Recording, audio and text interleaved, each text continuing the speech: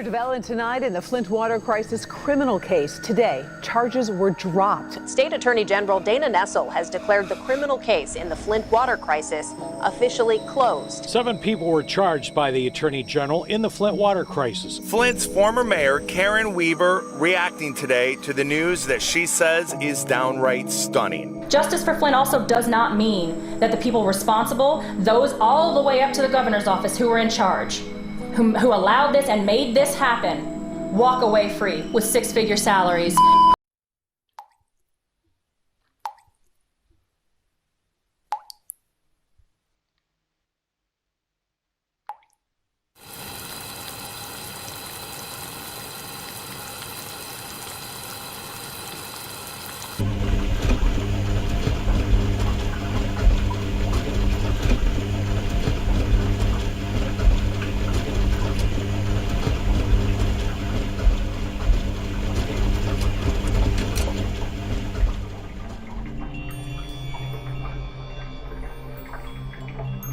My son, Declan, was born with lead in his blood.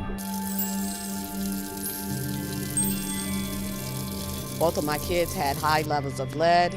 My son was struggling in school, had been suspended over 50 times.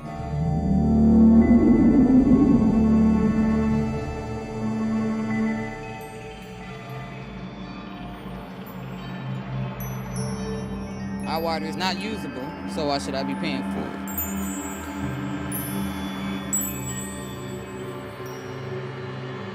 My bill is $1,983.59. I'm worried about chloroform. I'm worried about acetone. The only thing that's getting filtered in Flint now are our voices. Months and months we've been drinking this water and we've had no idea what we was drinking.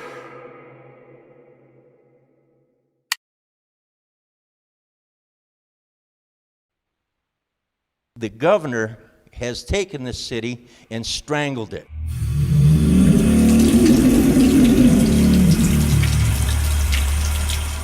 What matters right now is this, that Flint River right there is still right there, okay? And those people that are victims of what was played on them are still victims. The 7,000 babies are still brain damaged, except now they're about 7 or 8 years old. It doesn't matter who got away with shit and who planned it and who let it happen. You fucked up. The fact of the matter is now. What do you do about it now? You left a lot of people dead and laying in the street, and you still got people dead and laying in the street. Excuse my French.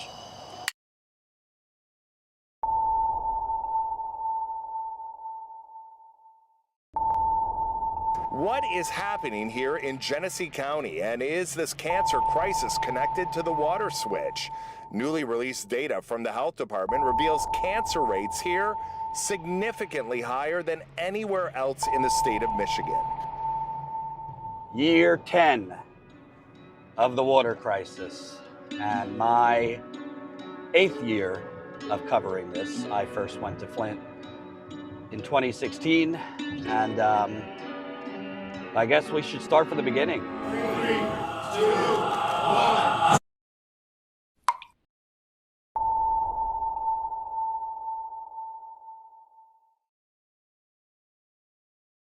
Breaking news tonight. It's a disaster. The public health crisis. The toxic water in Flint, Michigan. The president today declaring a state of emergency.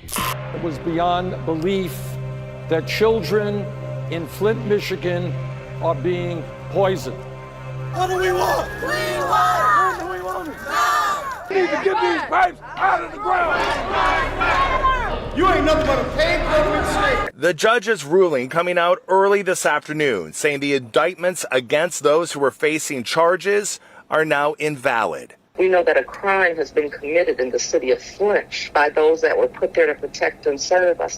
And yet we've had people die, people damaged, and a community that still has not recovered from this water crisis that was done to us. Just a few weeks ago, I caught up with the AG, and I asked her what her message was to the people of Flint then. Justice delayed is not always justice denied, and I know that the criminal staff that are working on this case continue to work tirelessly on this. What is your message to Attorney General Dana Nessel, the Attorney General says she's not directly involved with the criminal investigation.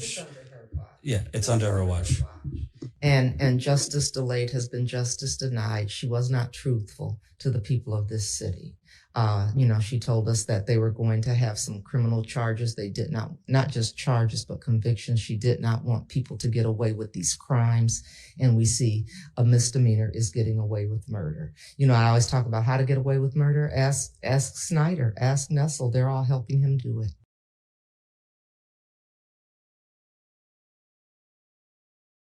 Is Flint still experiencing a crisis? Yes, Flint is still experiencing a crisis because it was never fixed. It was never completed.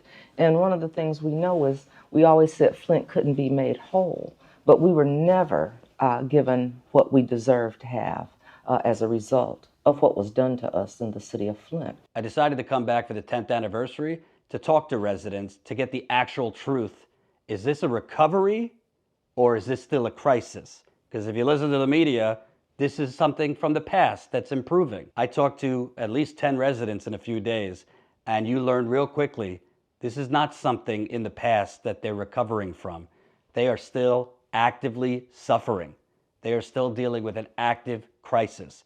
They have not gotten clean water, they have not gotten free health care, and they've gotten zero justice criminally. My youngest daughter suffers from memory loss. She can't remember things so when schooling is a very big issue for her. And then Declan, he has a hard time emotionally and keeping his just trying to stay calm. He's not a bad kid. He just can't stay calm. He has these outbursts of emotions and kind of can't handle that. A regular, you can't have that right now, you can have it later, and then all this other deny. You can't help but think that they're trying to get away with downright murder, not attempted manslaughter, or manslaughter. It seems like murder. It does not seem like they accidentally did this. 10 years later, this is my 20th trip here, and I have probably spent, I don't know, hundreds of hours reading through documents, interviewing people on the record, off the record, talking to sources. My head could explode from how much time I've gone through this. Hey folks, Jordan. It is my video diary.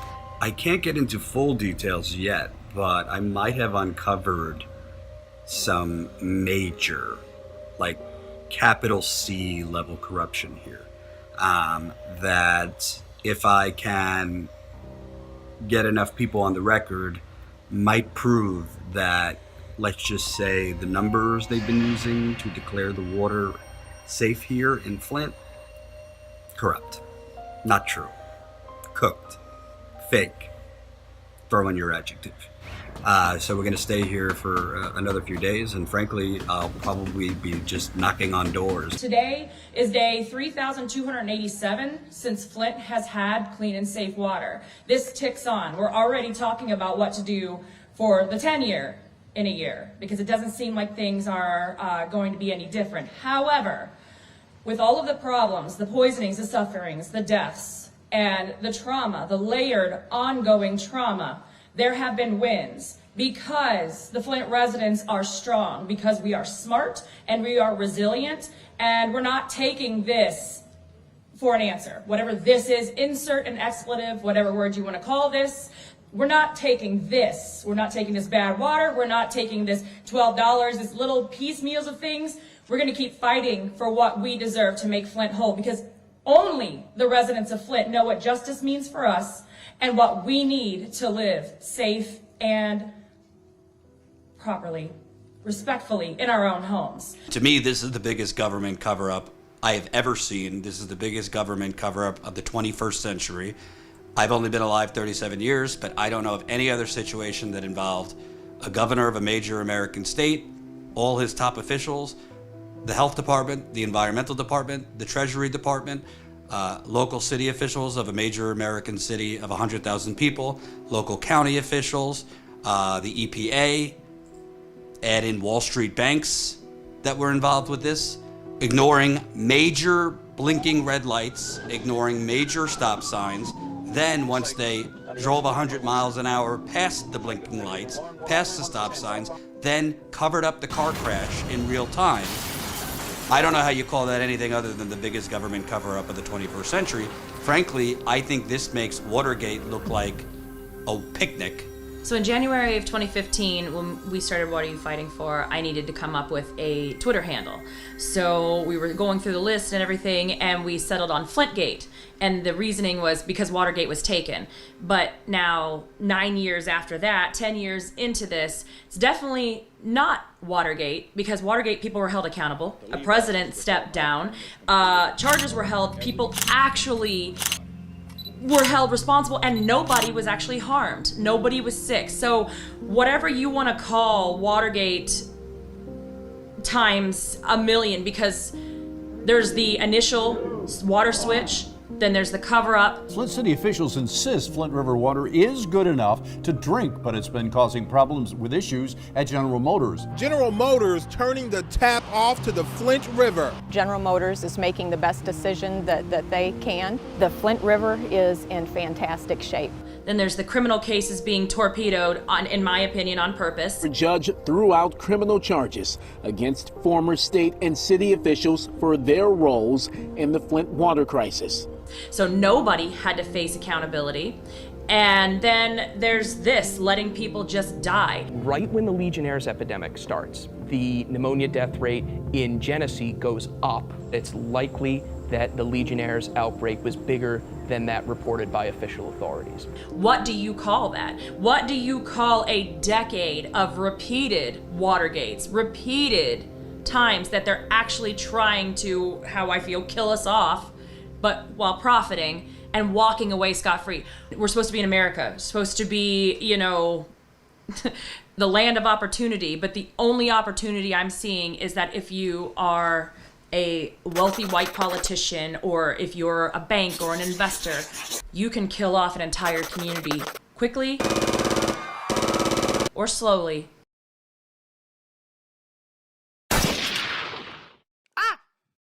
And walk away. So whatever the stronger word, this should be the real Watergate, because it's Watergate that was used as a tool to kill us. But again, Watergate's weak compared to what's happened here in Flint. I was at a conference, the People's Summit, covering progressive conference kind of during the Bernie wave. I kind of knew about Flint like everybody else. I saw, you know, on TV the long lines for water and babies with rashes. I was horrified, but I was on the road covering Bernie rallies, Trump rallies, you know, the madness of the 2016 campaign. A woman came up to me, maybe in her 20s, wearing a Flint Lives Matter shirt, and I was running around. I didn't have a lot of time, but she said, "Can you talk for a minute?" Basically, she told me that this is a horrible disaster that's being swept under the rug, and now the media had abandoned it. And it just stuck with me. You know, it was still the presidential campaign, but I pushed my boss at the time to send me there because I wanted to check it out for myself. And I went there, I believe, July 2016 for the first time. I just interviewed resident after resident for the first time. Basically, it was as if you're, you know, on an island where a plane just crashed and people are deserted, but there's zero rescue choppers, and it's just an apocalyptic disaster zone, and nobody was doing anything. We can't move forward because we're still in a crisis. I mean, we have people getting their water shut off, a mass amount of people getting water shut offs. On top of that, we're paying the highest water rates in the nation, and so... I want to stop you right there. Let that sink in. They're paying the highest water rates in the country for water they cannot consume safely. Are the people paying right now in Flint for water they cannot wash in and cannot use and cannot drink? That is poisoning them. That's not American. Are they paying those bills? I had a rental that we had redone that had been emptied for 8 months, okay? We got a water bill on it back in 2016 for $120.38. No one was living in that house. We still have to pay water bills, and they overrating on the charges with the water. A lot of people are getting letters threatening to take their homes if they don't pay. Have you guys gotten those? Yep. I know a couple of people that done got some foreclosed, about to get their home foreclosed because they got water bills at $7,000, $8,000. I got a notice yesterday, dated March the 5th. Current penalty has been charged on the past due balance, and your account is now included on the shut-off list. This right here, you're not gonna take my property for the stinking ass water. You want to shut off people's water and then put tax liens on their houses where they still can't even use the water. We are worse off now than we were back then. We didn't have shut-offs, we didn't have tax liens. I just had to get my house out of foreclosure. Yes, I am one of the ones that, because of the water, then you turn around and put another water lien on our house. $164 is two of us. Come on. You know. You're not using it for anything other than like flushing the toilet, cooking. That's right. I'm not drinking it. I'm not cooking with it either. To me, they're what do you call it? Genociding this area. Ethnic cleansing? Yes, that's what I feel, because there's nothing around here. You know, they taking all the stores away that we have to go way away to go to the store. They want us out of here. They want to make it a college town, and we are not a fool. We know it. Go up and down the street. Look over there. We have a forest in the dadgum city. It was houses there. We don't own that. Land Bank and other places own that. Everywhere you look, it's a field. There's no longer houses around here. You know what I'm talking about? In every neighborhood, there's no houses. Ain't no kids outside playing. They scared. They don't know what to do. Everybody lost. Everybody in the house. Like, man, look, I'm not going out there. I don't know what they gonna bring. You know what I mean? It's just like I said, it's just we can't drink our water. We can't go outside and play. We ain't got no parks. We gotta go. Everything we do is out of state. They made it that way. We ain't got no elementary schools. We ain't got no high schools. Only thing they care about is the colleges. You know what I mean? It can be fixed, but it's like, well, we ain't gonna shine no light on no dark situation. We just gonna leave it dark.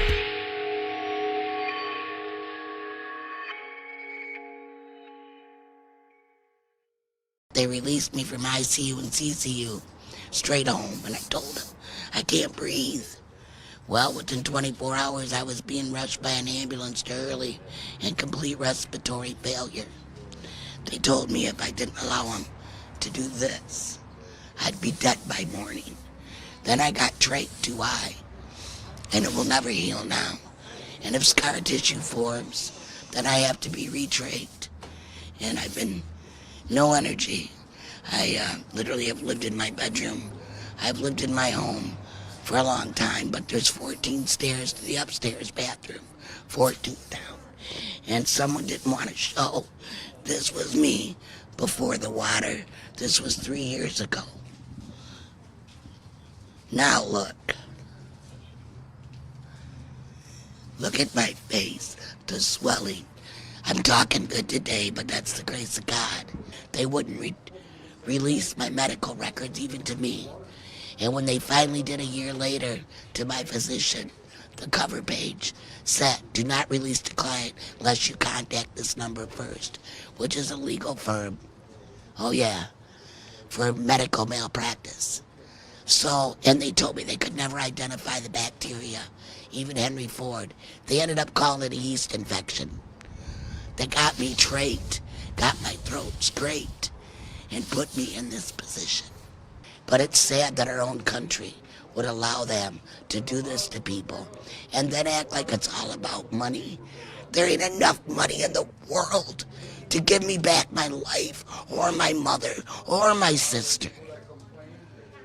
But it would be nice if they could at least put reverse osmosis in homeowners and homes so we have clean water. I bathe. This is what happens. Still to this day. Well, the people, the city and the state say the water's fine now. Yeah, just like they said it was safe to switch it. Because that's all been proven that they didn't know what the heck they were talking about. Well, they knew, but they just lied so somebody could line their pockets. Wasn't it when you approached Governor Whitmer for more state funding for residents, interior plumbing? You know, again, residents, the busted pipes inside residents' homes has not been replaced, so lead and other heavy metals are leaching out. Right. What did she say? Flint fatigue. So the first time... She said, who had Flint fatigue? Lansing. People. And it was bad because we were made promises by the previous administration and then the current one. So the first time we were supposed to start getting pipes and fixtures. They're going to do 12,000 homes. Wasn't enough, but it was going to be the start. 4,000 each year for 3 years. And I'm thinking, so we're going to get some more, but you all get started. They did it for 1 year. So to be clear, the Democrat governor of Flint, this was the Republican. To be clear, the Democrat governor of Michigan, who ran in part on fixing the injustice and delivering for Flint, she told you, I can't help you with that money. Right, because I brought that back up when she got in office. This is what we need to have happen. But she told you, sorry. People have Flint fatigue. And I thought, Flint fatigue? We've got it. We're the ones fatigued. Arthur Woodson is worried. Cancer rates here in his hometown of Flint are soaring. The disease taking the lives of his loved ones. Very concerning. My aunt passed away. She had 5 different cancers. My cousin passed away. She had 3 different cancers. Here in Flint, it's like every other day you hearing somebody either diagnosed with multiple myeloma. Matter of fact, what got me started was my friend was diagnosed with multiple myeloma November 2016.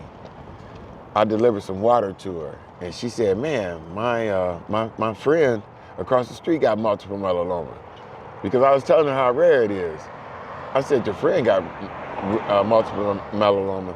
So I started knocking on the doors. In 1 block radius, I found 6 multiple myellomas. Now this is 1 in every 100,000. How is it possible, if it's rare, for 6 people in 1 block radius to have multiple myeloma? And this was about 2 years after the water switch? Correct.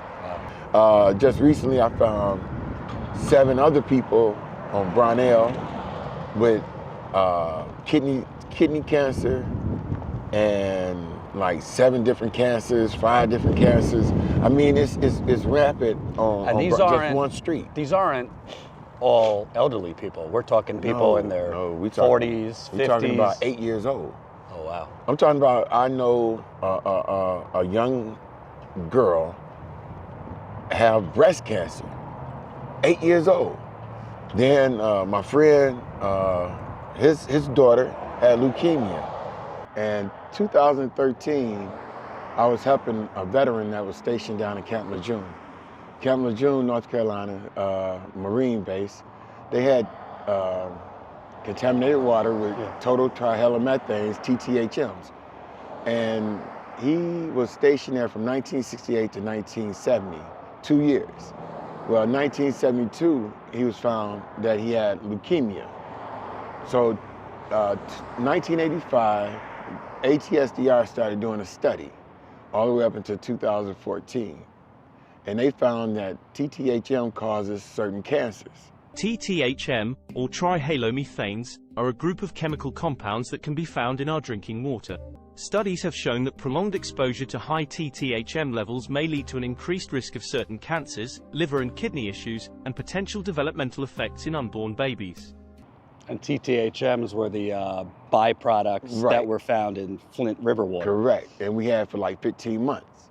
Well, they came out with an advisory in 2014.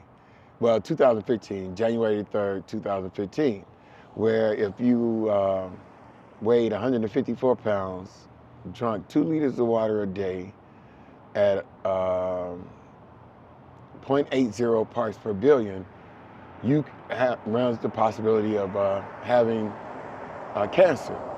Well, in that study from the ATSDR, it stated multiple myeloma, leukemia, non-Hodgkin's, breast cancer, kidney cancer, renal failure, breast cancer, kidney cancer. I mean, it's a list of them. And then neurobehavioral also, miscarriages, all those different things. And depending on your size, you can develop cancer quicker because it gets in the fatty cell. Dr. Verhoeven, who is an epidemiologist, she's New York Dean, New York University. She found that cancer, she told me, brain, throat, and stomach was up 300 to 500%. And once she wrote that letter, the county wrote a letter, the county commissioners wrote a letter to MDHHS. They tried to say wasn't nothing wrong in the report. To be clear, an NYU epidemiologist who looked into the cancer rates and studied it, she found stomach, throat, and brain right. was up 300 to 500% after the water switch? Correct. Wow. Correct. I mean, you can't make these numbers up. I mean, I gave you the report. The state, we got the feasibility study. They didn't want the people who I had to put in, they didn't know that they was putting in for it. So they put in for it. So after RFP came out, after they opened it up, they started adding different things to it. And they started saying, well, you got to do this, you got to do that. And then they only gave them $500,000 to do it, where it takes like $2 million to do it. So they don't really want people to know that cancer came from the water.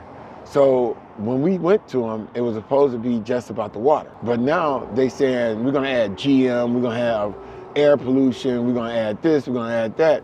So that by adding all this, it takes away and dilute if it was the water or not, which they know it's the water. So they don't really want people to know that cancer came from the water. Cancer is totally different than Flint. It's more aggressive. You could be diagnosed in January, and by June, you got stage 4 and you're dead. I mean, my friend's sister was diagnosed last year in August of multiple myeloma, and she died the day before Thanksgiving. Former Mayor Woodrow Stanley, he was diagnosed last year in March with throat cancer, and he died in April. So, you know, my aunt, she was diagnosed in 2019, and she died in 2020. I have a friend of mine, Lori, who was a bass player and amazing. She ended up developing this weird blood cancer. And so they sent her to cancer treatment centers in Chicago, and they found out she had Legionnaires. Nobody here would even diagnose it, and said that she just had a respiratory thing. So then she was fighting cancer and picked up Legionnaires while she was here. 58% increase in miscarriage and fetal death. The 12% decrease in fertility. You know, the things that the little girls that are never going to even want to have kids because nobody can tell us if our eggs are poisoned, even at their young ages. Nobody can tell us about that contamination, even though with women, the heavy metals and a lot of those contaminants are stored in our bones, soft tissue, brains, things, you know, like that, but also our reproductive organs, women's reproductive organs. So we get to carry all that. So there's a lot of endometrial cancers, a lot of ovarian cancers. We lost Teresa to ovarian cancer and uterine cancers. A lot of young women having emergency hysterectomies. We keep losing people. We just lost Eric Mays. I've been in this water crisis from the beginning. People done died. My mother done died. I represent 1/9 of the city of Flint, about 11,000 folks. But when we have meetings and protests, it ain't been no 2,000-3,000 folks out here like it should be. You don't have to show out in front of them. Yes, you did. When I tell you I'll leave, I'll leave. You don't have to grab me, put my hands on me. If you was at home, had your water shut off at the basement, then use a drop, you're gonna be charged $57 or so a month. And we believe it's wrong. We believe it should be fixed. And I'm telling you, because you asked for some folks to respond to you, that's the short version. We can fix it. It can be fixed. These folks got to do their job. But if I didn't start speaking, they sit up here like dummies and wouldn't respond. This is the city I was born in. I'm not going away because y'all want to be disrespectful. I'm not going nowhere. Mr. Mays? Yes, ma'am. We're done. You want to be respected, you better respect me when you talk. I ain't you are absolutely right. Well, you are absolutely now right. Get on track and talk to me like you got some sense when I say point of order, anything else. I'm going to talk black, white. I'm going to talk like Gleason was talking black. And Miss Galloway, you ain't going to let them mess up these meetings and then leave with their cronies. I'm old now. I have to get up every hour, half hour, on the hour. And when I come back, they call themselves refusing to let me in the meeting. and had the police arrest me for returning to my elected seat. We lost a fighter for the North End. He spoke the truth about what's going on down here at the City Hall, and he spoke his mind. He believed in the city of Flint, and we loved him very much. People who live in Flint say Councilman Eric Mays fought for the people. He was the voice during the water crisis, holding meetings and listening to people. When it was time to fill out the paperwork for the water settlement, Eric Mays helped bring attorneys to explain what people needed to do. You said you don't want to approve 300,000 because it's close to an election. You want people to die. If you allow her to make personal attacks, I'm going to go up one side and down the other. She out of order. Who's passing this stuff out? Is this the clerk or Miss Fields? It's coming from Miss Fields. Every week we get a ton of, we done killed 5 trees fooling with Miss Fields and this stuff. It's so ignorant, but don't get beside yourself, Mr. Chairman. If he gonna holler tell me to shut up, you better give him his warning. I gave you yours. Give him his. If you gonna discriminate, you gonna let the white man running for mayor holler across and tell this black man to shut up. I don't want to hear So when he get loud, I'm gonna get louder. When they go low, I go lower. See, I want to make it to heaven. I try my best to tell the truth. People don't like my style, how I talk, my delivery, but you ain't catching me in half-truths and lies. Not running no municipal government. We've lost people like Tony Palladino. How do we get back in the fight without them? And maybe it wasn't the water directly. Maybe it was their mental health, maybe it breaking down, or their physical health, or their immune systems breaking down. We can't fight things off, like not even normal colds. We had a 12.5% case fatality rate with COVID, highest in the world, and in order to solve this, they just changed the way the numbers were reported. And now if you go to our county health department, there's no COVID numbers on there at all. You can't get the data. This is something that people are concerned about because they see their friends, their family members, their loved ones being diagnosed with cancer, and it seems to be a lot more prevalent than you would expect. You hear about a lot more of your neighbors having cancer than you would expect. Kaylee Blaney is with the county health department. She's pushing for a deep dive, a study to determine why the rates are in fact higher. So you have a mayor, Sheldon Neely, who has said the water is safe to drink. He cites the state of Michigan's numbers. They don't point out that we broke a couple years ago that Governor Snyder's administration cheated on the water testing blatantly. They went around and they literally were running people's water, not the night before, the day of, right before taking lead and copper samples, completely against federal drinking water regulations. And what do you know? When you run the water right before taking a sample, you flush out a lot of lead, copper, and other things. We got tested like that. They come in and said, hey, this is how you do it. We didn't know any better. Serious. And I was with Mark Edwards and doing all this stuff. I didn't know any better. You guys got to run the water. We'll run the water. We'll call it good. But after they changed the rule, saying you cannot flush the water, you cannot run the water for 6 hours before you test, they were still, MDEQ was still going around going in and testing people's water when they're not supposed to, and telling the residents to flush the water for 2 or 3 minutes before you put your jar underneath it. Did they come in and test themselves, or they just gave you the bottle to do it yourself? No, they tested. Okay. Department of Environmental Quality. Yeah, they was here like maybe 5 times. Was it just the kitchen, the bathroom too? The kitchen, just the kitchen. Okay. And when they did it, do you remember if they turned the water on and took the sample right away, or did they let it run They first? let it run a while. What's a while? How long? I don't know. They just said they had to let it run enough for the distance between here and from the road to the house. Yeah. For whatever reason, then do it. So I don't know more than that. That's the bullshit they've been telling people. Oh, can you say bullshit? Yeah, I was thinking that all along. The folks that came in the first place, were they the core people with the vests? They had the vest. Were you watching them when they did it? Yes, of course I did. Now, when they came in, did they test just your kitchen or other rooms too? Just the kitchen. And did you see whether at first did they turn the water on and put the... They turned on the water and let it run. How long? Oh, approximately 3 minutes. Did you know that the EPA regulation is that it has to be stagnant for 6 hours? I understand the EPA. In other words, this is what I want to share with you. I'm not ignorant at all. Now, the first time they came, Which one? Which for the water? DEQ, Corps, whoever Right, was right. in the kitchen and testing. Right. They ran the water before putting the sample bottles Of in. course. You said for about 3 minutes. Yes. So right then and there, It was broken. it's falsified. Right. It was a breach.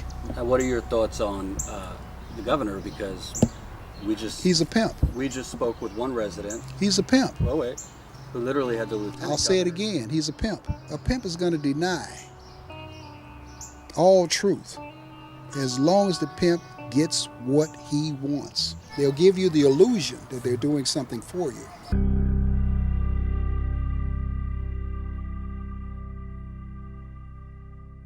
To you, the people of Flint, I say tonight, as I have before, I am sorry and I will fix it. You deserve to know that the buck stops here with me. They were too technical. They followed literally the rules. They didn't use enough common sense. Let me be blunt. This was a failure of government at all levels. I'm not going to point fingers or shift blame. There's plenty of that to share.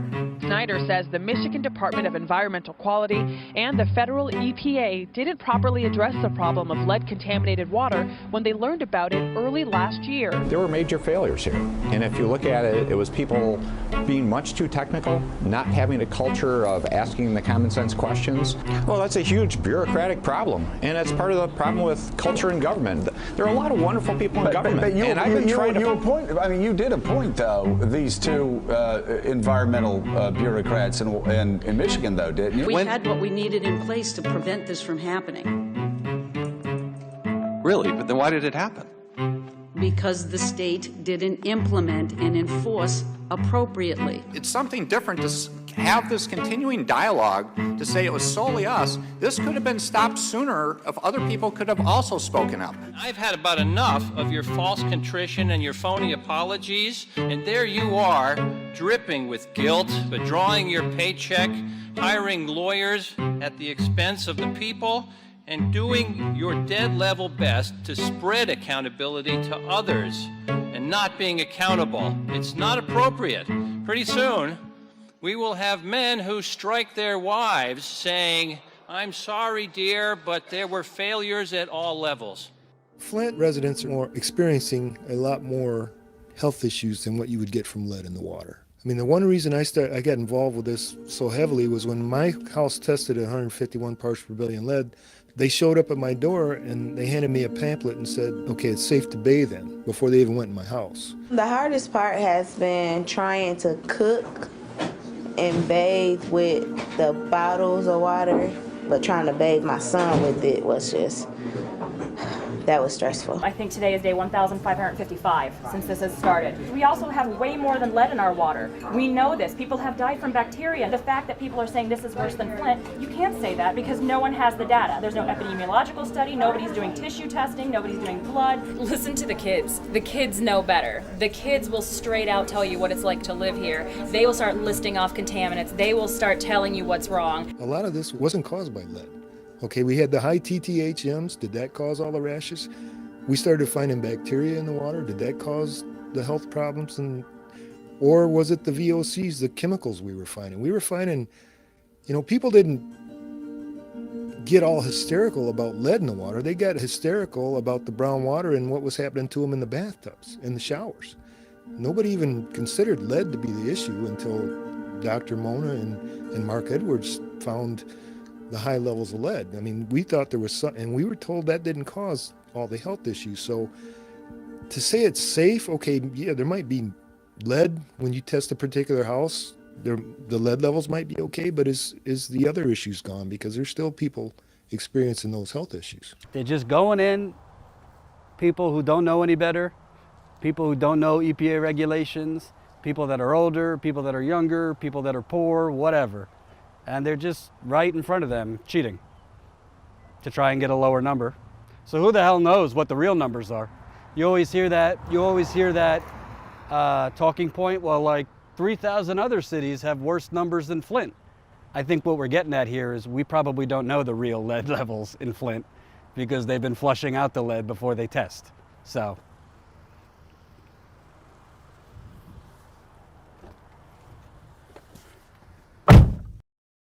My mom was on dialysis and everything, and when we first came to live here, she was okay. You know what I mean? Is she living here? No, she's passed now. Yeah, I'm saying, was she living here? Yes. Yeah. So she was drinking the water.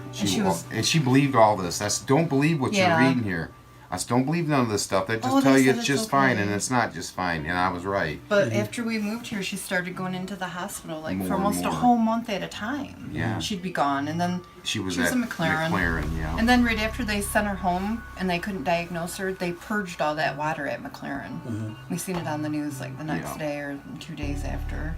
So how are you to know whether she had Legionnaires or not? Right. Yep, exactly. And my friend Timmy, he was a veteran, but he couldn't make it down to the VA hospital, so they put him in McLaren in emergency.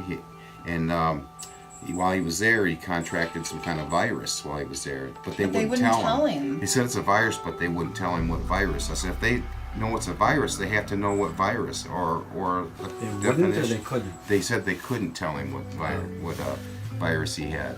His body bloated up like his legs and stuff, Huge. you know what I mean? And then he was like, well, the doctor said there's nothing they can do for me. I'm just going to die. And he did. And that was on July 2nd, and he passed on July 6th. How can you tell us the water's good? We just buried 4 more. This neighborhood alone, 4 streets deep, 3 streets wide. There's been 9 deaths in the last 2 years, mostly from cancer, brain aneurysms, or strokes. Myself, I've come down with a seizure disorder. Any family history of seizures, epilepsy? Nothing. And so when you know that pipes haven't been completed, you know, it hasn't happened. 2 years ago, I think it was 2 years ago, our lead levels were going back up. We had some more cases of Legionnaires. We finally got some money for a cancer cluster study, but we know that this is a result of the water. We know that there is more to come as a result of the water. So what does that do to you mentally and emotionally and physically still? So yeah, we're still in a crisis. We haven't been through this yet. And that's a problem. And it's, you said 10 years later. 10 years later. And people aren't talking about it. They wanted it to be hushed up. So I'll tell you what, that's one of the things, I'm not in office, but that's one of the things I still do is go around and talk about what had happened in Flint and what is still happening in Flint and why this is so important for everybody else. That was one of the things, we talked about that a lot, is if they can do this to us and all eyes are on Flint and this happened to us, and things didn't get fixed, things didn't get addressed, things got covered up, no one's gotten any money, no one's been held responsible for this, and the only people that have suffered have been the people of the city of Flint. Everybody else better watch out that has these kinds of problems. When people have water that comes back with high lead levels in their home, we know that the in-home plumbing has been damaged. Right. We know that the fixtures have been damaged, hot water heaters have been damaged. When you were mayor, we're begging multiple governors, Governor Snyder and then Governor Whitmer, for funding to replace residents' interior plumbing, the plumbing inside their home, which was also damaged by the Flint River. Correct. The main pipes were never replaced, and the interior pipes inside residents' homes weren't replaced. So even when they replace all the lead service lines, which they have not done 10 years later. 10 years later. You said it, I did beg for that. I begged for that because I said that is so important because we still don't have access to clean water when those things haven't been addressed. I would say the quality of Flint water matches or exceeds most of the water in the state of Michigan and in the country right now. And what happens to it once it gets to the home is kind of out of our control. They count on people not understanding basic plumbing like I didn't. And our laws are so outdated that the Safe Drinking Water Act and Lead and Copper Rule only cover the service line, which is, like you said, the distribution mains that come from the water treatment plant run under the streets. And then the service line connects that main to the house. And then inside the house is your internal plumbing, fixtures, and appliances. And until our lawsuit, the only part that was actually covered was the connection at the street. So the line leading up to the house wasn't even touched. And that's my lawsuit to replace the service lines. So we were able to fight that and get that put in, but that's still one piece. It's basically a straw. So it's basically a clean straw to pull in water that's already been contaminated by the mains. And then that's going to be pumped through the house where all of our plumbing inside of our house is still bad, still leaking. And then our fixtures, so our faucets and our appliances like our dishwashers, water heaters, washing machines are all corroded. So unless all of that is replaced, which is what the goal and what the ask and demand was, unless all of that is replaced, our water is never going to be safe for everybody. It's going to continue to fluctuate. It's going to continue to have problems. So to start off with, to replace everything that was damaged, so distribution mains, and this is without right-sizing the city, distribution mains, service lines, interior plumbing. The estimate was $1.5 billion. So that's with a B, to replace everything that was damaged. That's the price tag. And again, it would be a lot less if they shrunk down the infrastructure to make it make sense. But let's just start with the B there. And the other problem a lot of people have is, that the reason why they don't want to drink the water, the pipes going into their homes they feel are affected, even those are right. copper, not lead. Yeah. And they have to get those fixed, but the state's not paying for those. Back to that trust issue, too. Exactly. Okay, 1.5 billion is up here, chandelier. 170 million is here. That's what Congress gave Flint. We'll get to that in a minute. And it seems what you got is underneath the table. It's on the floor, basically, down there. And we're still waiting for most of it. So basement, it would be in our basement right there, because we're in the negative. So it's underground. There's been reporting, mysteriously, millions of dollars were going to real estate developers, financial firms, law firms, technically some nonprofits, but yes, they were not really related to water Listen. relief. Let's just say there seems to be a bit of more than a bit of a boondoggle, and money that was meant for water relief being diverted to different pots of special interest. Listen, so we finally got our hands on that report, and I'll never forget it, because the way the report was written up, it was on the state website about where this money went. But if you just printed it out, you couldn't figure anything out. But I had somebody that was a tech person, and actually it was my city administrator, Steve Branch. And he went in and he was able to print that report out in a way where we could see where these funds were going, a lot of them. There was some where it still would just say NA and you couldn't figure it out. But we saw where the money was going, because, they were saying I had the money. That's what they said, was I had the money. I'm like, I don't know where it is. But when we got that report, we sent it to the media. We called them. We said, we have found where this money is, where it went. And no story. I mean, they wouldn't even report it. You know when that story came out? The next year.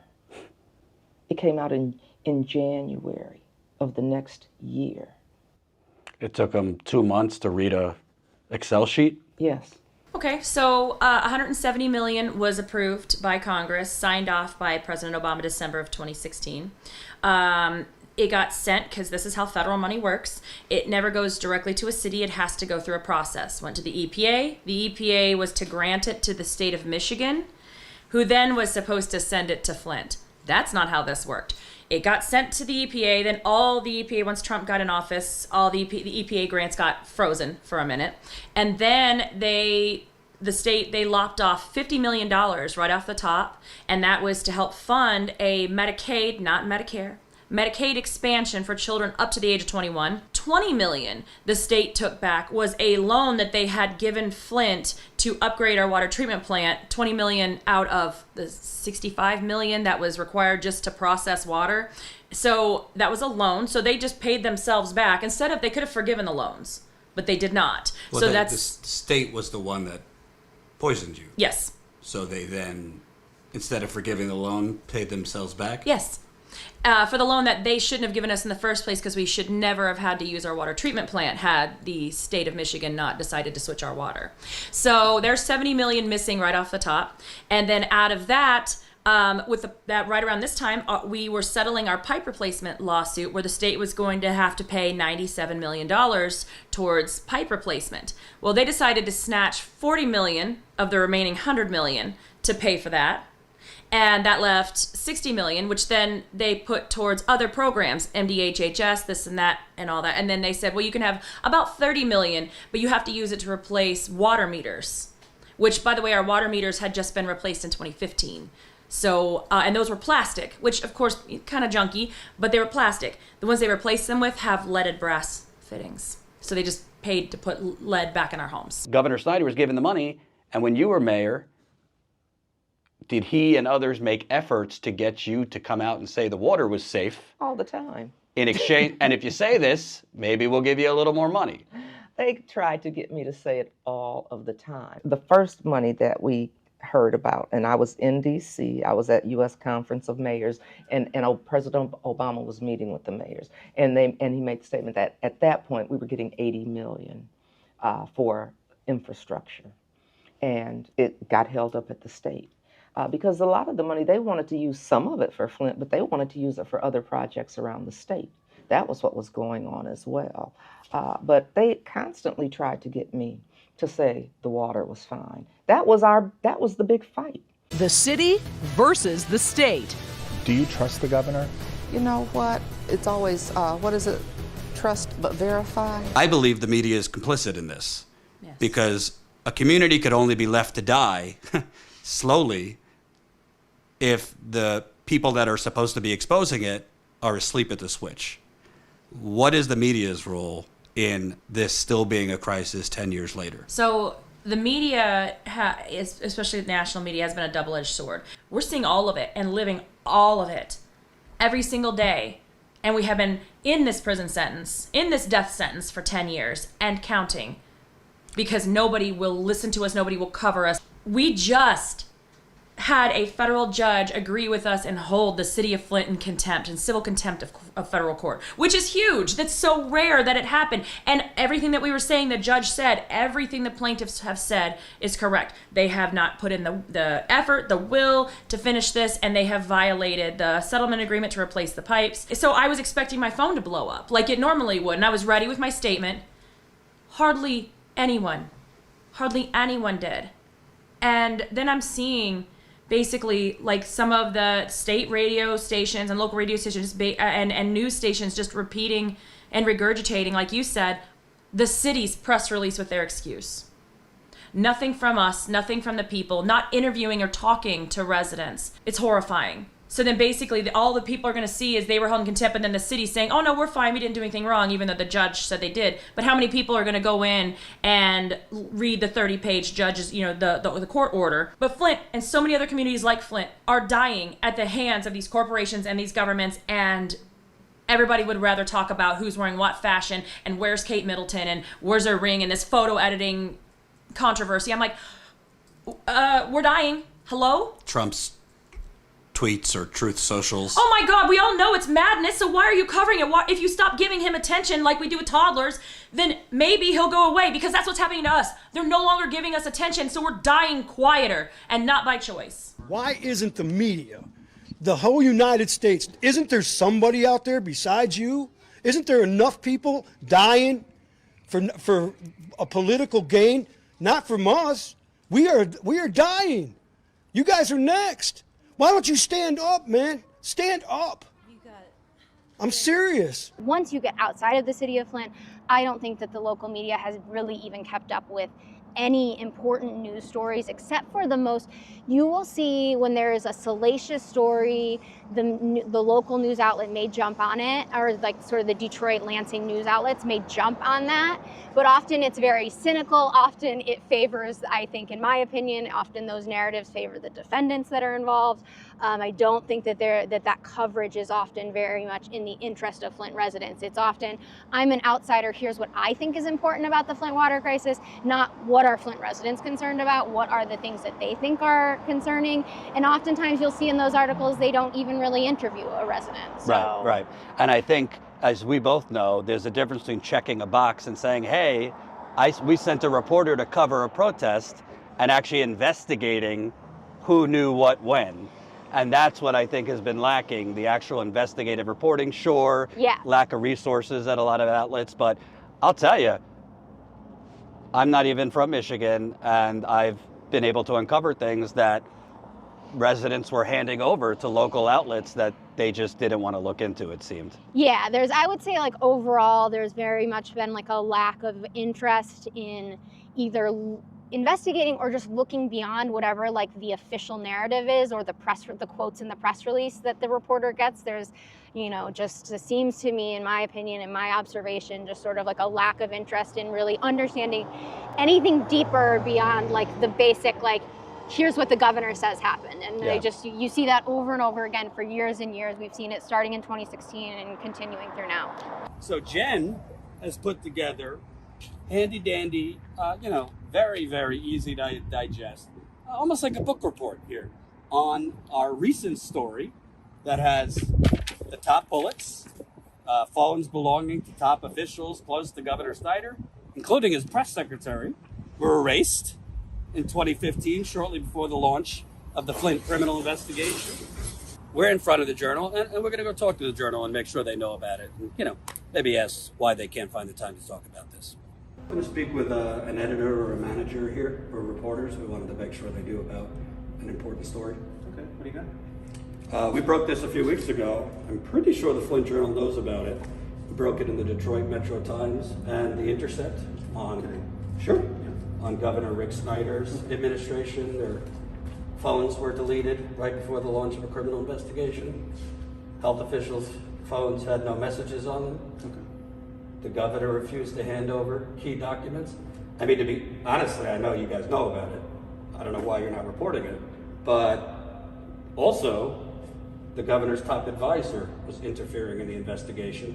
Congress has responded to this story. They say they're investigating it, but the Flint Journal, interestingly enough, has not reported it. I don't know why. We also broke last year that the governor's top advisor was going around Flint offering payoffs to residents. Flint Journal didn't report that either. I'm sure you're a good fella, but I think the Flint Journal should inform residents about these things. None of the facts have been disputed. Rashida Tlaib, as you know, she spoke out on this. Michael Morris spoke out on this. Ro Khanna, the congressman, has spoken out about this. Erin Brockovich actually said, this is the biggest cover-up you'll ever read. A big part of the story that has been lost has been the private companies that came in either before the water crisis started, before the switch ever happened, or the ones that came in after, who had sort of a plan or a motive or a goal to actually profit in some way, in different ways often, on the water, on Flint's water system, or on Flint's water rights, et cetera, et cetera. The battle over Genesee County, where they're getting their water, is continuing. This time the state is giving the county the green light to join the Carignan Water Authority. Detroit water officials are not happy about this latest development. The state treasurer is supporting the city and the county's plan to join the KWA by approving a $50,000 contract. Now, Detroit water officials have until Monday night to come up with a counter offer. Jeff Wright, the head of the Genesee County Drain Commission, says help is on the way if the city joins the KWA. That's why he's happy to hear the state is backing the city's new water plan. The idea that Detroit was actually offering what were likely much lower rates, especially right as Flint was threatening to leave the Detroit system, it kind of contrasted with the fact that Flint was being encouraged to join and pay for this brand new, very expensive water system is one of the biggest discrepancies of the water crisis and of the kind of narratives that have kind of grown out around the water crisis. Back in 2013, state-appointed emergency manager Ed Kurtz decided Flint could save money if it quit Detroit's water and joined the new pipeline. Kurtz and Wright, the drain commissioner, issued a joint statement back then saying there'd be, quote, no looking back. But where would Flint now get its water until the pipeline was ready? Kurtz decided on the Flint River. Let's just talk about like your used car salesman, spitting you a bunch of BS to get you to buy the car. He's saying, the wheels are made of gold when they're really made of rubber, right? Well, Flint, again, by law, because it was under emergency management, anything over $50,000 had to get the approval of the state treasurer. So if Flint wanted to spend over $50,000, it had to get the state's permission. Well, by law, because Flint was broke, it had already reached its borrowing limit. Legally, it could not borrow any more money unless there was some type of emergency. Well, the people that wanted this brand new water system basically created an emergency to allow Flint to borrow that money. The way the KWA is structured and the way the bond for the KWA is structured, you know, Flint had to take on a percentage of responsibility for that bond, both in payment, but also, you know, right, like you said, sort of looking, a city can only borrow so much money. Flint is not allowed to borrow money because it's past its debt limit. One way that it could be allowed to borrow money would be to get in a consent order. i.e. create an emergency. Create an emergency or find an emergency, you know, something to that effect. So that is understood, you know, and you can see in email conversations from early, you know, the fall of 2013, you can see these conversations happening. And again, they're being driven by outside lawyer, outside financial advisor. And then they start to say, okay, so what is an emergency we could use? And it turns out Flint has this toxic dump north of the treatment plant. It existed for 30 years. It had not been, there'd been no pressure for the city to fix it at that point. But come fall of 2013, as you know, people are looking for an excuse or a way that Flint can borrow money, suddenly that dump is brought into the conversation. So the environmental department writes an environmental order for Flint to clean up that lime pit. That will only cost a couple $1,000,000. Not cheap, but not super expensive. But in that order to clean up the lime pit, through the back door, the people that orchestrated this fraud allowed Flint to borrow nearly $100 million to help finance this brand new water system. The water system would cost nearly $300 million, and Flint's portion for Flint to join the water system would be nearly $100 million. So technically the environmental order was for this relatively inexpensive lime pit, but within it, Flint's allowed to borrow $100 million. And who issued the bonds? Who underwrote the bonds? Our friends on Wall Street, JP Morgan Chase, Wells Fargo, and Stifel, Nicholas & Co. In 2020, all three banks were sued civilly on behalf of 2,600 poisoned Flint children. Another important element of the allegedly fraudulent bullshit bond order and environmental agreement was a clause that mandated the city of Flint to use its dilapidated, rickety water treatment plant and its long polluted Flint River as its temporary drinking water source for the 2-year period that the KWA pipeline was to be constructed. They were supposed to be making significant upgrades to the water plant before they switched to the Flint River. Yeah. Basically, the emergency manager and other officials were basically making it like, you know what, we'll just put the passengers on the boat and build the extra parts as we're sailing. Yeah. They did not have basically tens of millions of dollars in upgrades that they were supposed to make to the water plant. They did not make them before the water switch. Is that correct? Yeah, that is correct. So you have something like the ozone system, which is an important part for disinfection. I mean, just like days before the switch, they're talking about when these parts for that system are going to come in. So you know the parts for that system aren't in. And so that system, when they make that switch in April 2014, the ozone system is not working. It hasn't even been worked on, really. So, you know, there's these very obvious things that are happening where... And was that push from the emergency manager, from the state, get that sucker up and running, because we're switching, was the rush to switch to the Flint River at all tied to the bonds and the KWA bonds? Based on my reporting, I mean, yeah, I mean, there's things that are written into the bonds that put, you know, they very clearly say Flint is going to be when Flint is going to be drawing water from the river from. And that is, you know, those sort of deadlines and metrics that are put into the bond that do have to be followed. So you know, I think the way that financing was structured put deadlines in place that the emergency managers and that the city and local officials that they had to hit. And so when you get to that rush to switch to the river, I mean, I think absolutely. In America, for years, in a lot of presidential races, particularly now, we hear so much about democracy is on the line. I don't want to get into Trump or any of that, but democracy on the line, you know how it goes. You get the fundraising emails and we got to save our democracy and there's threats and this and that. Well, what a lot of people outside of Flint and Michigan perhaps don't truly know is this crisis was caused by an attack on democracy. Arguably, there was no need to declare a financial emergency, which is what then Governor Snyder, who ran for governor on running government like a business. Right. And it was time to bring in experience from the private sector, from the business world, and blend that with the public sector to say there's a new, better way of doing things in our state. Which many Republicans like to do. He declared a financial emergency, and as part of that, he appointed several in a row unelected emergency managers who were basically like czars. Correct. They were able to supersede the power of, at the time, your predecessor, Mayor Dane Walling, the elected city council, and I believe were essentially just proxies for Governor Snyder carrying out his desires. All right, let's cue the Michigan tape. If you live in Michigan and your town goes broke, the state of Michigan has the option to come in and take over your town or your school district, right? The state abolishes your local democracy. So it doesn't matter who you voted for, whoever you voted for, that gets overruled. And instead, they give you a single state-appointed overseer.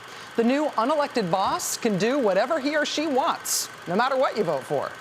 That overseer can fire the elected officials, stop paying them. The emergency manager gets full control, personally. Full stop. A local website called Eclectablog has been cataloging the way Michigan Republicans do this uprooting of democracy in their state. Eclectablog noticed that if you consider the racial makeup of Michigan and the racial makeup of the towns that Michigan has taken over, little towns like Allen Park and Benton Harbor and Ecorse, and larger towns like Pontiac and also Flint. If you then add in Detroit, which the state has long been on the verge of taking over, what emerges from the stats is that Michigan has been on the verge of eliminating local democracy, the meaningful right to vote for your local officials. It has been on the verge of eliminating that for almost half the black population of the state, something like 49% of Michigan African Americans. This came up on the ballot before, and we wanted to do away with that. Voted for it. And what happened? Emergency managers were put in place anyway. Somehow a loophole was found. And so it meant that our voice and our vote didn't matter. So the people voted against the emergency manager. But we got emergency managers. I remember, you know, it's interesting because I remember I was working on someone's campaign, running for mayor. And Snyder called and said that there was going to be a state takeover that night. It was election night, but he was going to wait until after the polls closed because he wanted the people's voices to be heard. Shoot, I don't know if it was 4 o'clock or 5 o'clock. It was breaking news that the city of Flint was being taken over. So how is that letting the people's voices be heard? There's breaking news out of Flint, where Governor Rick Snyder has appointed Mike Brown to succeed Ed Kurtz as emergency manager in the city. They were taking resources away from Flint. I believe on purpose. I believe, and many of us do, that they were looking to do a different form of government in the city of Flint and go to a management form of government. And so all of the resources, all of our assets were being given away. I mean, sold for dollars, those kinds of things. And so we didn't have any of our own things to depend on. The things, I mean, think about it. Our airport had been gone for some years now. Who gets rid of water? I mean, that was our main source of revenue. Who does that? And I remember saying that at a KWA board meeting. Who thought that made sense? We go from selling water to buying it and paying 8 times the national Flint average. was receiving water from Detroit Right. and then resold some of it to other places. The county. Yeah. Right. So the rest of the county purchased water from Flint. So why would we say, well, you know what? We don't want to do that anymore. We want to buy the water we used to sell. I mean, it doesn't even make sense. But I do think it was part of a bigger picture for what they wanted to do in Detroit, because we were Detroit's largest customer. So let's bankrupt Detroit by taking away their largest customer, and then let's bankrupt Flint by taking their financial resource away from them. And it was interesting because as mayor, the mayor of the city of Flint is, well, at least it had been, the chair of the KWA board. Through my research and reporting, it doesn't seem this was about saving money. It seems like this was about making money. It was about making money. So, common sense, Flint for 50 years had received treated water. That just means the water is ready for consumption from Detroit, no issues. And Detroit was raising its rates. Right. So there was price problems, price issues. Right, Flint, and that was our first issue. Right, Flint wanted a cheaper rate, but Flint was Detroit's largest customer. Correct. So there were, some folks on the ground here, local officials, borderline motives, that wanted to create a brand new water system for Flint to join, called the Carragandi Water Authority. They said it wasn't privatized, but by all intents and purposes, it was privatized. Right. So last minute, Detroit, so that they don't lose Flint, offers to cut their rate to Flint by 48%. We have the emails. We have the evidence.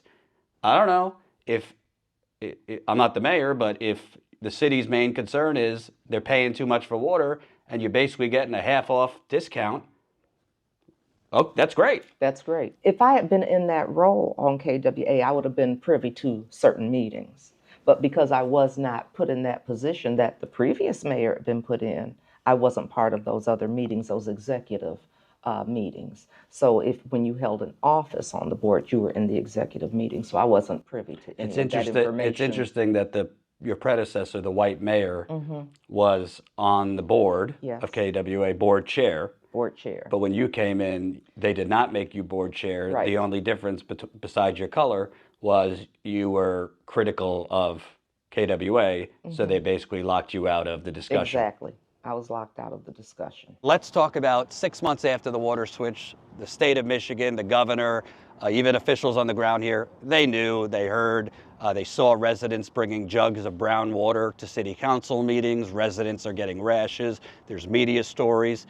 Now, there was an official within the governor's office, a whistleblower, we could call it. Her name was Valerie Brader. She was a top advisor to the governor and one of the governor's lawyers. She sent an email to the governor's chief of staff and other officials calling it urgent. We need to switch Flint back to Detroit's water system. She cited the contamination in the water, including E. coli, TTHMs, which are cancer-causing chemicals.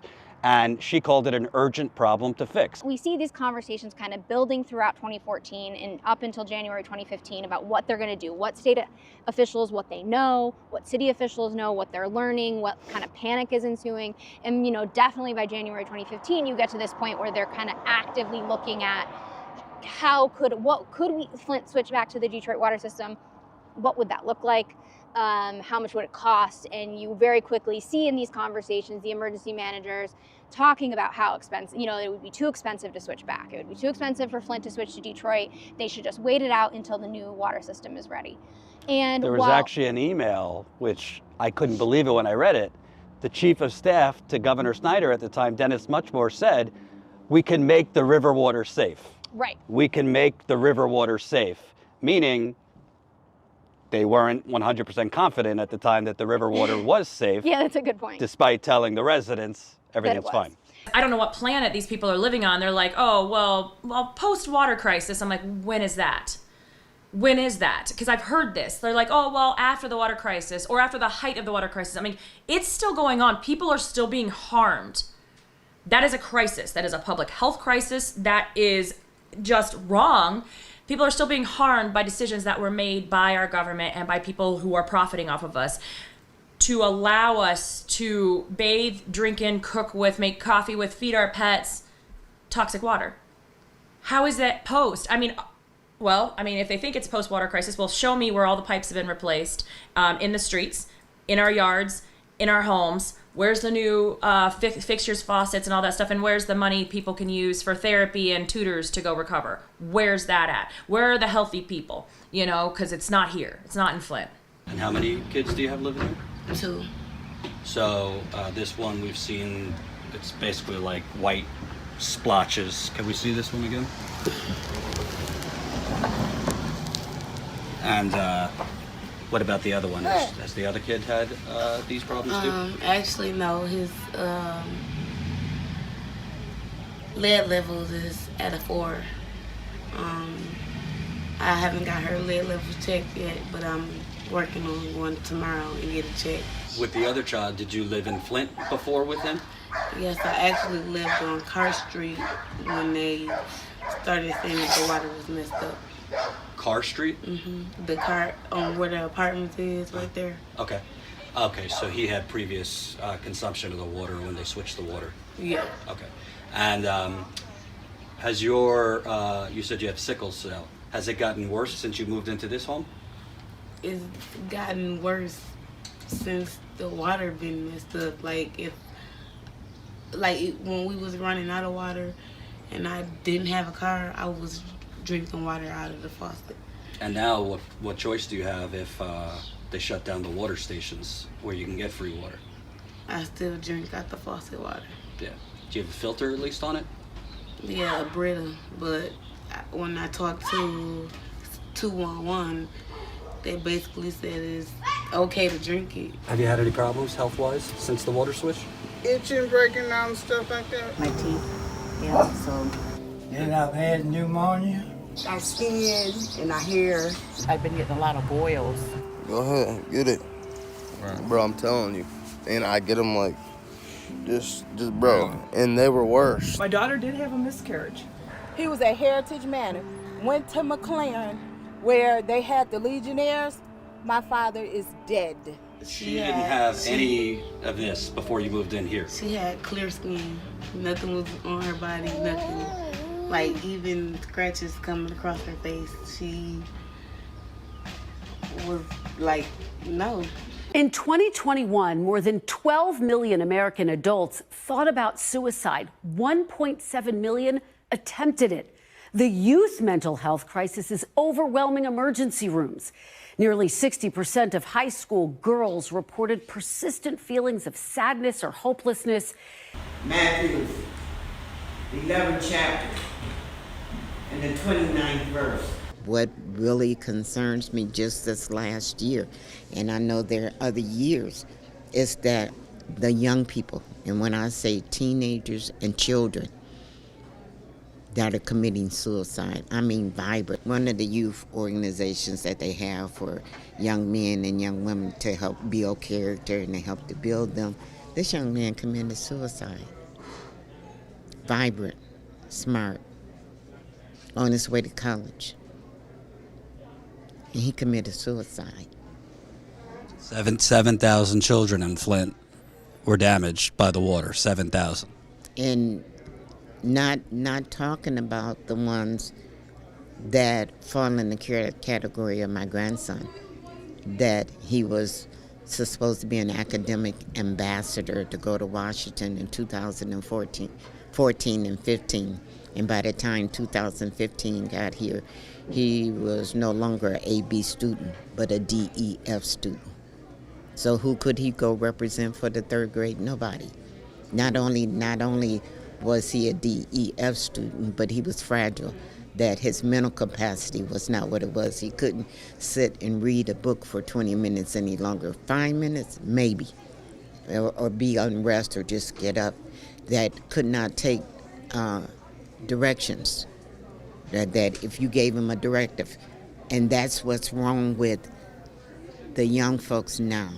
And I had to tell the sheriff that if you stop a person in Flint or Genesee County, you cannot give them 3 or 4 directives at one time. You have to give them to them one at a time because they cannot process it. The ability to process directions is not what it used to be because you have to give it to them one at a time and they have to process that. And so if you say, stop, take your hands off the wheel, don't touch it, it's just a lot of mumbo jumbo to them, and so they cannot process it. You have a massive government cover-up here, and 10 years later, not one person, not one government official has faced a jury. But if no one is above the law, how in America, a decade later, forget in jail, no one has faced trial over the poisoning of 100,000 Americans? What does that say to you? I mean, how do you explain that? How do you explain that? Some people must be above the law because you couldn't do a crime like this. You couldn't do this and get away with it. And you couldn't pull it off single-handedly. You just can't.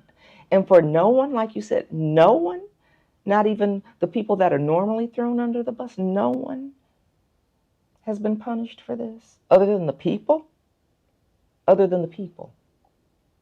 Many of you have heard my story, but for the ones who haven't, this water crisis has had a major impact on me and my children.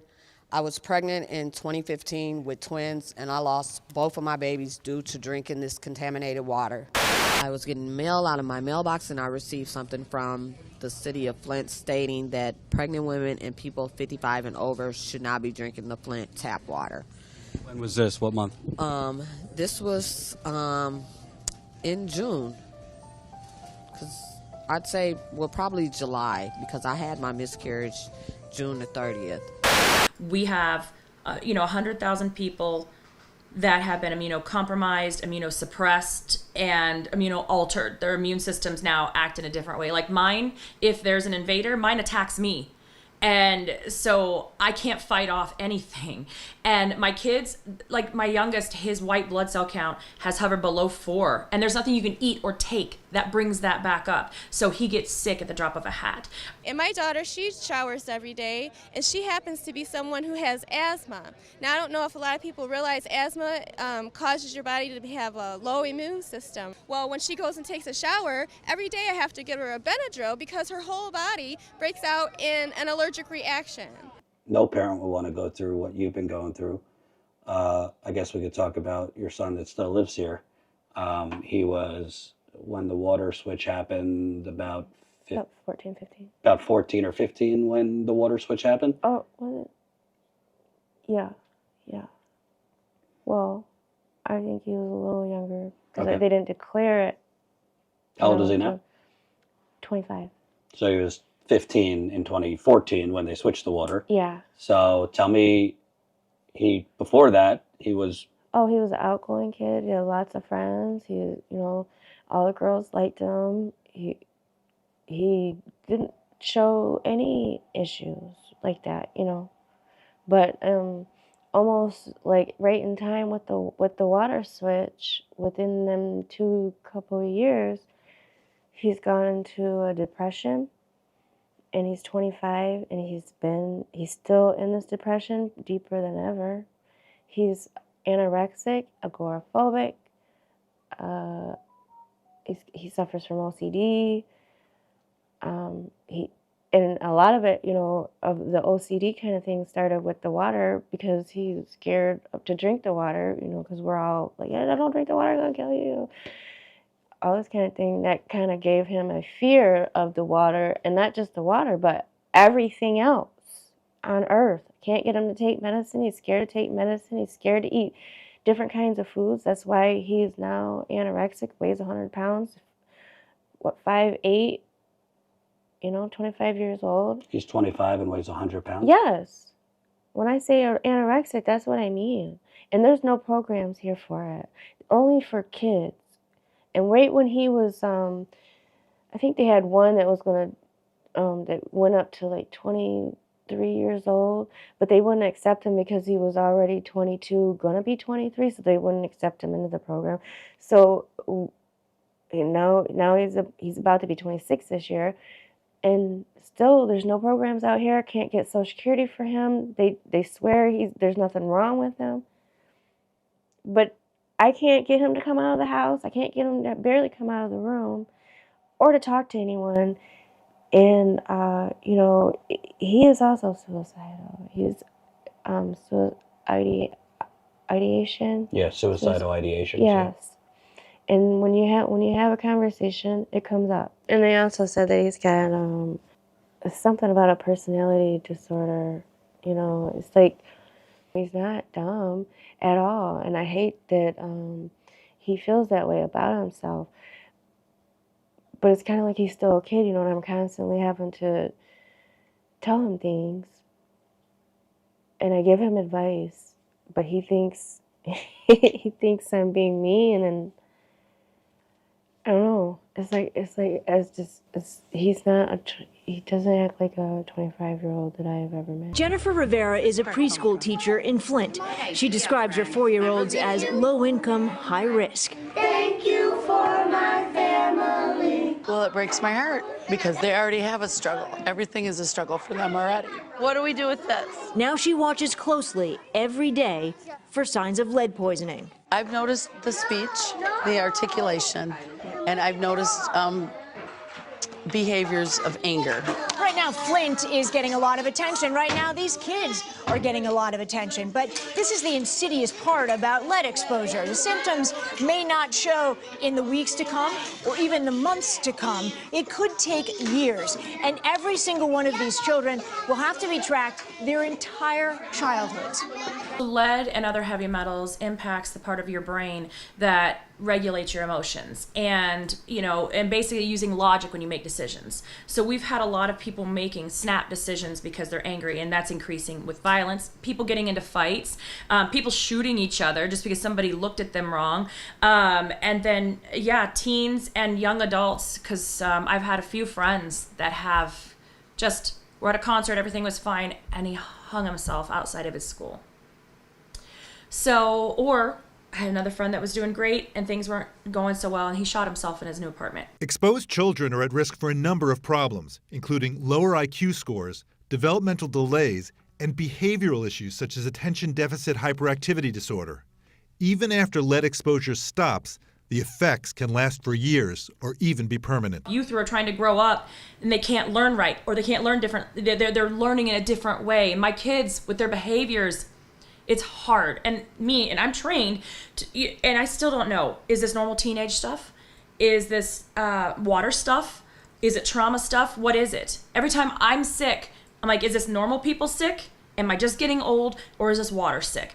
What kind of doctor do I see? And there's so many questions, you just stop. Especially since most of us are diagnosed in some way now of being neurodivergent, ADHD, or on the spectrum, somewhere in between the trauma, the PTSD, everything. It's hard to see an end to it, especially when they're already saying it's over, but yet what we're living in, seeing, feeling, breathing is not even close to over. They say that just the smallest amount of lead will affect your brain and. He was 11 years old. Yes. And he's drinking and bathing in lead, bacteria, PFAS. Yeah. How old is he now? 21. So this happened when he was 11. So everything is still forming, your brain, your muscles, everything. Absolutely. So before the water switch, your son, who's now in prison, what was he like? Was he well behaved? He was very well behaved. He went to school every day. He had lots of friends. He helped my neighbor out next door, who is older and handicapped, and he would take her dog out for a walk every day, 3-4 times a day. You know how often a dog has to use the bathroom. And so he was doing that for her, and he would ride with her to the grocery store and help her grocery shop and bring the groceries in, put them in the cupboard, and you know, he always did that for me too here at home. And he was just he was smart. He had, like, if I sat too long, he made sure that he was at school on time. You know what I'm saying? He would be on me about, Mom, let's hurry up and get home because I got homework to do. And then to go from that to all these other things, I couldn't understand it, and I still can't. And all I can think of is that it had to be the water. It had to be the water. There was a water crisis. The water was bad. Not only the water is bad, but then the school started being affected. You know, and I just feel like it was like all of these things that helped him get to where he was at, or where he's at. You know, my son was had some friends, and one of the friends had a gun that his father had given him, and that gun was put up in the closet. And his father had passed away, so I guess that gun was, you know, being left to him. But Diash felt like he wanted to have it, so That's your son, is yeah, Diash. that's my son. And so he, you know, they say he went and stole it from him, from the kid.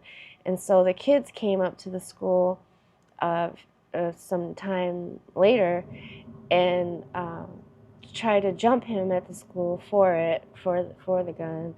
And so Diaz, he ran out of the school trying to get away from these kids, and he ended up shooting back up at the school. Nothing about that was a good situation. You know, it was a bad decision, of course, on my son's part. For a very long time in this country, we've been trying to figure out why we saw crime increase so rapidly between about the 1960s to the early 1990s. And Kevin Drum from Mother Jones wrote this unbelievable article about how lead could have possibly played a role in violence and crime in this country. He started realizing that there was a correlation between lead in the environment and violent crime. In fact, let's take a quick look at this, U-shaped graph, and it shows you how with the increase of lead in the environment, you saw an increase of crime. Somebody sends me a newspaper article. I'm standing in the ER with my daughter because she's throwing up her head off, not knowing that she was pregnant. We couldn't figure out what was wrong with her. We found out what was wrong with her. But while we were standing there in line waiting to be seen, somebody sent me an article that spoke on some of my son's name, that they were looking for him because he had shot and killed someone and critically injured another person. And of course, I didn't think it was my son. I was like, oh, that ain't yeah, he's down in Massachusetts working, and we find out that, I had the police come to my house and they tell me, he's being looked for this murder and attempted murder. And, I'm never going to see my baby again. And they're never going to see their loved ones again. And I don't know how to deal with that. And like you said, just like the water crisis, it kind of puts you in like a shock mode, or you shut down and you just kind of walk around like a zombie. Well, that's how I feel. I got 3 kids, and I just feel like the water crisis, on top of all the other crises that the water crisis caused, I feel like the housing crisis, the school crisis, I just live every day, and I just try to make sure everybody else is okay, but I go crazy inside, Well, could environmental hazards, say lead poisoning, lead to shorter prison sentences? There's a Supreme Court ruling calling mandatory life without parole sentences for juveniles unconstitutional, and it's opening the window. On your sides, Ken Amaro found a Jacksonville attorney who says lead poisoning may have played a role in her client's crime, Ken. That's correct, Anthony. Attorneys come here at the courthouse and they usually argue that sex abuse, child abuse, and even poverty are reasons why a juvenile may behave badly. It's all called part of the mitigation package. That is reasoning given to prosecutors so they can have a fuller understanding of the client before sentencing. Well, now environmental hazards like lead poisoning is being included in that package. Did they take into consideration that he was a Flint kid that consumed that toxic water and maybe it affected his behavior? Not one word of that was mentioned during his sentencing. Stuff right here was all over her face. Her ears even had tore up in the inside real bad on both sides. Yeah, it looks like a mix of blisters and... And she actually was peeling nails, so.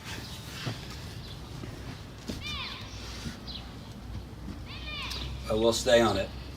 I'm sorry this is happening to you. I'm just like, I don't know what to do. I'm devastated. I really just want to go to the city and just go off. Like, I cry every day because my baby's skin break out. And I feel like that's just not right. They shouldn't have to go through this. These babies don't deserve that. Then y'all stop the water giving out. Why? That wasn't even a smart situation to do. But hey, y'all think it's good? More power to y'all, because it's infecting every kid around here.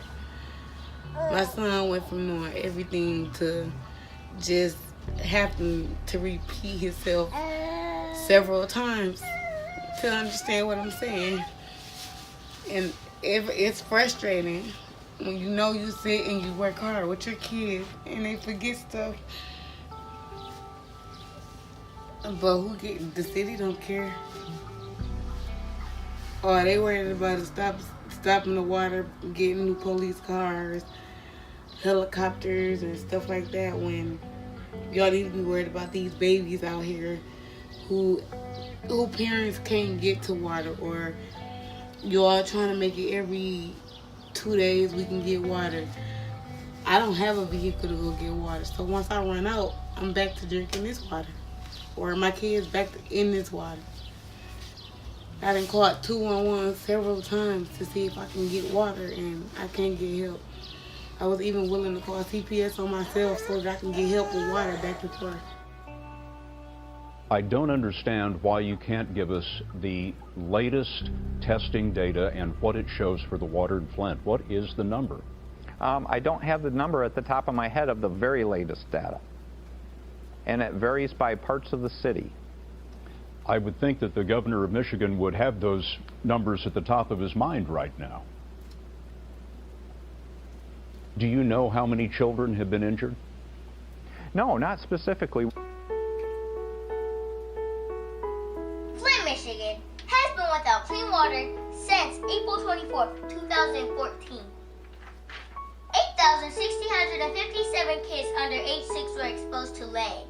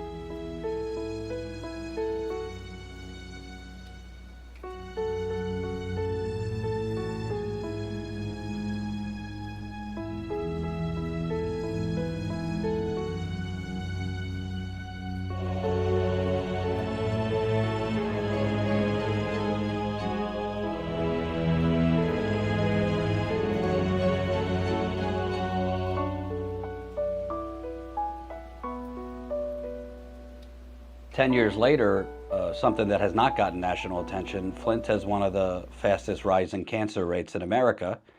The few news headlines I've seen have wondered, could it be the water?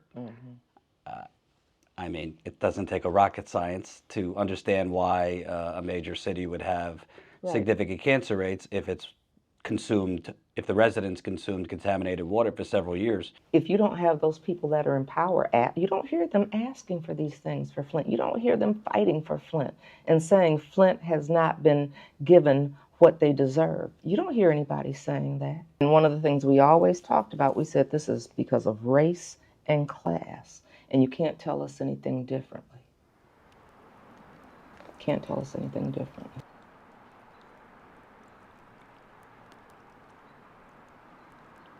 I gotta go out there and speak to the guys that are laying in the damn streets that are saying, what the fuck you do to me? What'd you do to my kids? How come my kid ain't never gonna learn anything unless I take them to special schools that you won't afford to pay?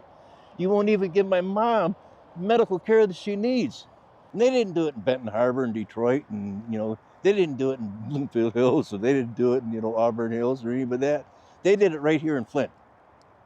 And so when you say deliverance, okay, deliverance is when you know that you are not supposed to do something and you go ahead and do it anyway because you stand to make money. That's deliverance, and that's what happened here in the city of Flint. Eric Mays, Tony Palladino, Clara Moore, Tony Morales.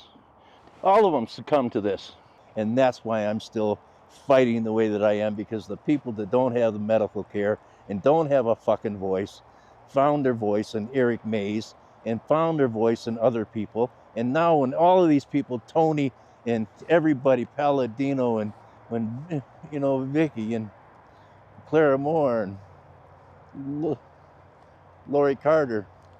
You've lost a lot of people. And it's not because they decided that they didn't want to live in Flint. They just want to live with fucked up water. But they had no choice. They couldn't leave. That's the deal. It's like setting fire to a fucking building and chaining the fucking doors to the people that are in there trying to get out.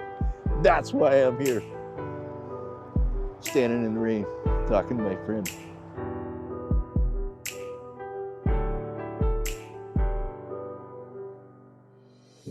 Give me your past, give me your present, give me your night sky. We've been tormented for 5 years. 5 years we've been tormented with dirty, nasty, unsafe, unhealthy water. The pods are not open anymore because they say the water is fixed. But if it's fixed, tell me where it's fixed. If it's fixed, tell me who fixed it. If it's fixed, tell me when they fixed it. It is not over. It's not a joke. It's not funny. The water is dirty. 44 years old. She died an absolutely horrible death because they lied to her about the water. Her skin was torn off of her body. Justice needs to be done for the Flint residents, and it needs to be done now. I see dead GM workers and my sisters and my family. I took him to McLaren. I trusted the hospital. I made the biggest mistake in my life. They said he had an unusual pneumonia. The bacteria is eating up all his red blood cells. And even when he was dying, I was trying to bathe him and scrub him in the same water that was ripping his life out. I give you honesty and loyalty. I give you consistent. My father, Joseph Clement, may he rest in complete power, was a victim of the water crisis. My father's body was riddled with cancer. She had her breast removed, and then they ended up taking her stomach. I lost my daughter's dad, who died from bacterial pneumonia August of 2015 before McLaren and the state decided that it was a Legionnaires bacteria. My son had gotten really sick and he was on life support. They tested him for everything and they said it wasn't anything, but he was spitting out his insides, and to touch his mouth, blood was just gushing out. They said it looked like it was Legionnaires disease. Flint water contributed to my mama.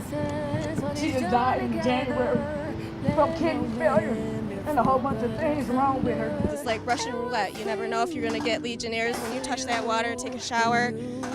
You just don't know. And, you know, we just want people to know not to drink that water. That water is still not safe to drink. Still, I mean, this is happening today. It's not over. It's never been over. Whoever said it's over, it's a lie. It is a flat-out lie. Still continuing. 5 years and counting. This place ain't safe. It's not safe at all. We got a pistol in our mouth every day. It's called tap water.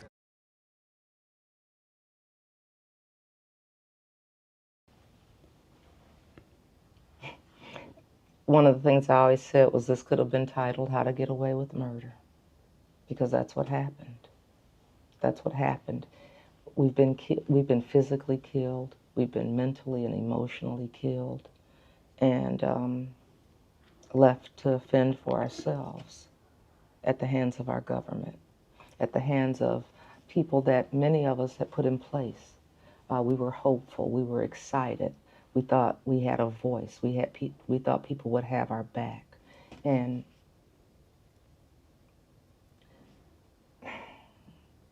they told us we were disposable. That's what they told us. Is that we are disposable people.